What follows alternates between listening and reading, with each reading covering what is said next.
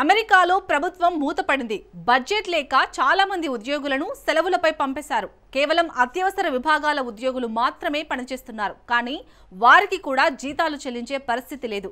ప్రభుత్వ shut down కొనసాగితే ఆ దేశ ఆర్థిక వ్యవస్థపై డెడ్లీ ఎఫెక్ట్ పడుతోంది. కానీ దీన్ని ట్రంప్ మాత్రం రాజకీయంగా వాడుకునేందుకు యత్నిస్తున్నాడు.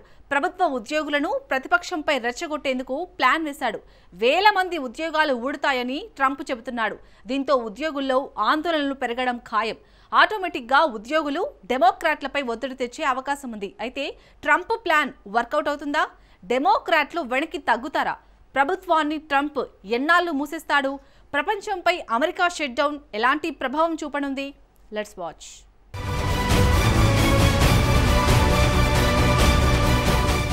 షట్ డౌన్లోకి ఉద్యోగులు ఎంట్రీ ఇస్తారా? ట్రంప్ గేమ్ ప్లాన్ వర్కౌట్ అవుతుందా? అమెరికా షట్ డౌన్తో ప్రపంచంపై ప్రభావం ఏంటి?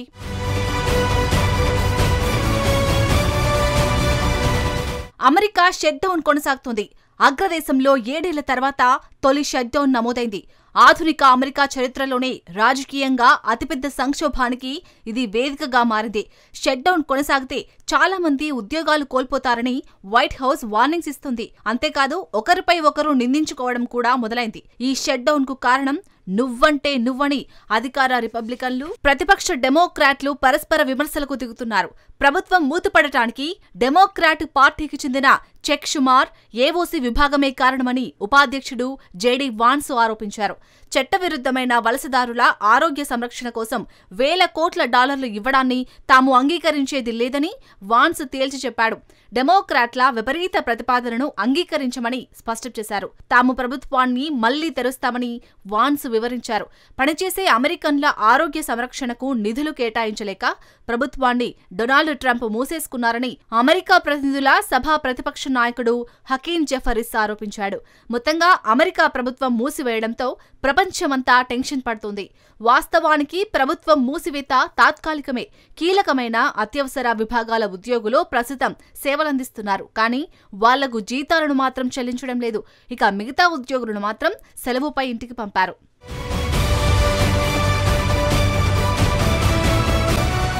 అసలు షట్ డౌన్ అంటే ఏంటి? సాధారణంగా అమెరికాలో ఆర్థిక సంవత్సరం అక్టోబర్ 1 నుంచి ప్రారంభమవుతోంది.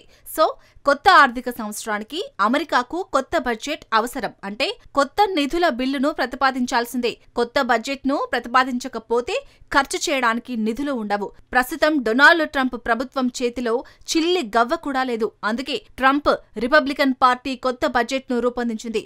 ఈ బడ్జెట్ను అమెరికన్ కాంగ్రెస్ లో 2 విభాగాలు ఆమోదించాల్సి ఉంటుంది. అమెరికన్ కాంగ్రెస్ అంటే ఆ దేశపు పార్లమెంట్. ఇందులో ఒకటి ప్రతినిధుల సభ, మరొకటి సెనేటర్ల సభ ఉంటాయి. బడ్జెట్ను ఈ 2 సభలు ఆమోదించాల్సి ఉంటుంది. ప్రతినిధుల సభలో రిపబ్లికన్ పార్టీ బడ్జెట్ను ఈజీగా ఆమోదించుకుంటుంది. ఎందుకంటే అక్కడ ట్రంప్ పార్టీకి మెజార్టీ ఉంది. కానీ అసలు సవాల్ సెనేట్లో ఉంటుంది. సెనేట్లో బిల్లు పాస్ అవ్వాలంటే 60 మంది సెనేటర్ల ఓటు తప్పనిసరి. కానీ రిపబ్లికన్లకు సెనేట్లో కేవలం 53 మంది సభ్యులు మాత్రమే ఉన్నారు. సో బడ్జెట్కు ఇక్కడ బ్రేకులు పడతాయి. ఈసారి ప్రతిపక్ష డెమోక్రాట్లు వెనక్కి తగ్గడం లేదు. ప్రజా ఆరోగ్య సంరక్షణకు మరిన్ని నిధులు ఇవ్వాల్సిందేనని డిమాండ్ చేస్తున్నారు. లేదంటే బడ్జెట్ను డెమోక్రాట్లు తప్పకుండా వ్యతిరేకిస్తారు. బడ్జెట్ ఆమోదం పొందలేదంటే ప్రభుత్వానికి చిక్కులు తప్పవు. బడ్జెట్ను ఆమోదించకపోతే ప్రభుత్వానికి నిధులు ఉండవు. దీంతో ప్రభుత్వం మూతపడుతుంది. దీన్నే యుఎస్ షట్ డౌన్ అంటారు.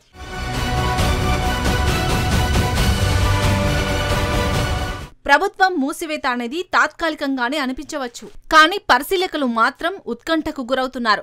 ప్రభుత్వం మూతపడితే దాని పరిణామాలు చాలా తీవ్రంగా ఉంటాయి. అమెరికా ఆర్థిక వ్యవస్థ దృక్పథంపై తీవ్రమైన ప్రభావం చూపుతుంది. భౌగోళిక పెట్టుబడిదారులపైన ఆ ఎఫెక్ట్ పడుతుంది. ఎందుకంటే ఇక్కడ 2 ప్రధాన కారణాలు ఉన్నాయి. మొదటి కారణం ప్రభుత్వంపైనే ఆర్థిక వ్యవస్థ డేటా వివరాలు ఆధారపడి ఉంటాయి. సో ప్రభుత్వం మూతపడితే కీలకమైన వివరాల నివేదికలు ఆగిపోతాయి. ప్రధానంగా నెలవారీ ఉద్యోగ నియామకాలు, ద్రవ్యోల్బణం నివేదికలు బయటకు రావు. ఈ నివేదికలు ఎందుకు కీలకమంటే ప్రధానంగా ఎంతమందికి ఉద్యోగాలిచ్చారు, ఎంతమంది ఉద్యోగాలను కోల్పోయారు, ధరలు పెరిగాయా తగ్గాయా వంటి నివేదికలు ప్రభుత్వం మూతపడితే బయటకు రావు. ఈ డేటా అత్యంత కీలకమైనది. ఈ డేటా ఆధారంగానే ఆర్థిక నిర్ణయాలు ఉంటాయి. ప్రధానంగా ఉద్యోగ కల్పన, ద్రవ్యోల్బణం నివేదికల ఆధారంగానే అమెరికా ఫెడరల్ బ్యాంక్ నిర్ణయాలను తీసుకుంటోంది. ఫెడరల్ బ్యాంక్ అంటే ఆ దేశానికి సెంట్రల్ బ్యాంక్ అన్నమాట. ఆర్థిక డేటా ఆధారంగానే వడ్డీ రేట్లను ఫెడ్ నిర్ణయిస్తుంది. ఇప్పుడు ఆ నివేదికలే లేకపోతే ఫెడరల్ బ్యాంక్ వడ్డీ రేట్లను నిర్ణయించడం కష్టమవుతుంది. వడ్డీ రేట్లు నిర్ణయించకపోతే బ్యాంకు రుణాలపై ప్రభావం చూపుతుంది. బ్యాంకు రుణాలు ఆగిపోతే పెట్టుబడులు తగ్గుతాయి. ఇలా ఆర్థిక డేటాతో అన్ని విభాగాలకు కనెక్షన్ ఉంటుంది.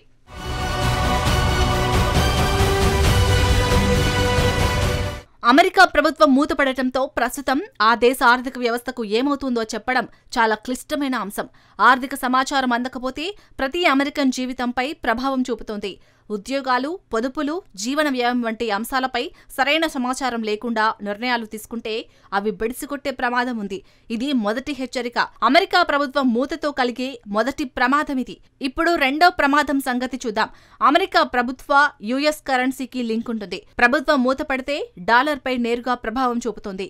ఎన్ని రోజులు ప్రభుత్వం మూతపడితే అంతగా డాలర్ బలహీనపడుతుందని ఎంఈఎఫ్జీ బ్యాంక్ అంచనా వేస్తోంది. ఎంఈఎఫ్జీ బ్యాంక్ ప్రపంచంలోనే అతిపెద్ద రుణాలిచ్చే సంస్థల్లో ఒకటి. సో ప్రభుత్వం మూతపడితే డాలర్ రిస్కులో పడుతుంది. ఇప్పటికే ఎంఈఎఫ్జీ బ్యాంక్ ప్రమాద ఘంటికలను మోగించింది. ప్రభుత్వం షట్ డౌన్ కొనసాగితే వడ్డీ రేట్లను అమెరికా ఫెడ్ తగ్గించే అవకాశం ఉందని తేల్చి చెప్పింది. వడ్డీ రేట్లు పడిపోతే డాలర్ విలువ కూడా పడిపోతుంది. దీంతో డాలర్లో పెట్టుబడులు పెట్టేందుకు ఇన్వెస్టర్లు ముందుకు రారు. నిజానికి డాలర్ భయాలు గతంలో కంటే ఈసారి ఎక్కువగా ఉన్నాయి. ఎందుకంటే 2018లో చివరిసారి అమెరికా ప్రభుత్వం మూతపడింది. కానీ అప్పట్లో ట్రంప్ విషయంలో డెమోక్రాట్లు కాంప్రమైజ్ అయ్యారు. కానీ ఈసారి తన విధానాలతో ట్రంప్ మరీ దూకుడుగా, దురుసుగా వ్యవహరిస్తున్నాడు.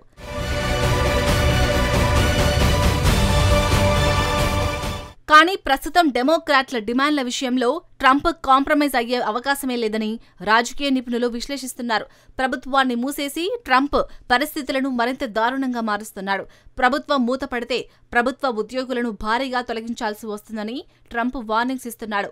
ఒక రకంగా చెప్పాలంటే దీన్ని ట్రంప్ ఆయుధంగా వాడుకుంటున్నాడు. ప్రభుత్వం మూతపడితే ఉద్యోగాలు పోతాయన్న భయం అమెరికన్లలో పెరుగుతుంది.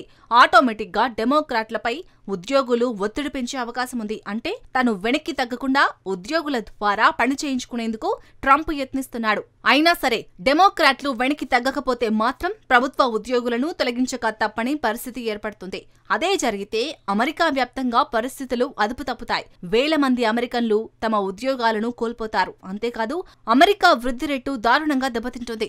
మార్కెట్లు కుప్పకూలుతాయి. ఈ పరిణామాలు అగ్రదేశం ఆర్థిక వ్యవస్థను దివాలా దిశకు అడుగులు వేసేలా చేస్తాయి. డాలర్ విలువ పూర్తిగా పడిపోయే ప్రమాదం ఉంది. ఆన్ పేపర్ కేవలం బడ్జెట్ సంక్షోభంగానే ఉంటుంది. వాస్తవానికి దీని ప్రభావం చాలా పరిణామాలకు దారితీస్తుంది. బడ్జెట్ లేకుండా ప్రభుత్వం కొనసాగే ప్రతిరోజు అమెరికా ఆర్థిక వ్యవస్థపైన, అమెరికన్ డాలర్ పైన ఒత్తిడి పెరుగుతుంది.